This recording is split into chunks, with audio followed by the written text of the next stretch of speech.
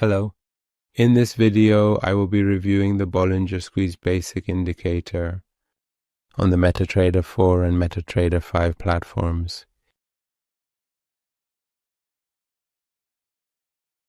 This indicator displays the momentum indicator on the chart for us and also shows the Bollinger Band squeeze.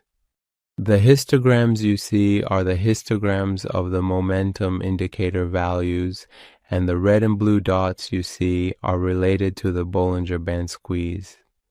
When we have blue dots appearing, it indicates that in this particular area we 7 powerful volume trading indicators: footprint, volume profile, and fast scalp. Level up your trading. We have a Bollinger Band squeeze, and we can expect a new trend to begin developing soon. And when we have red dots, it indicates that we do not have a Bollinger Band squeeze. When the values of the momentum indicator are negative and we have downward momentum, it is shown with red histograms, and when we have upward momentum, it is shown with green histograms. We can use this indicator for trading in such a way that when the dots are blue and we have a squeeze in the Bollinger Band, upon exiting the squeeze and seeing the first red dot, we look at the momentum. If it is upward, we enter a buy trade, and if it is downward, like in this area, we enter a sell trade.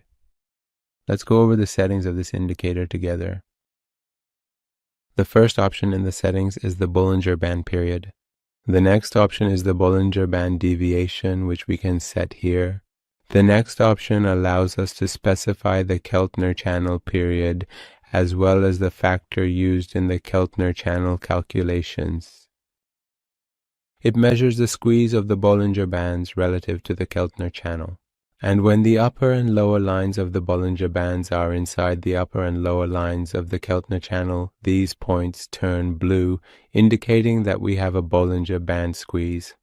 The next option is the period of the momentum indicator.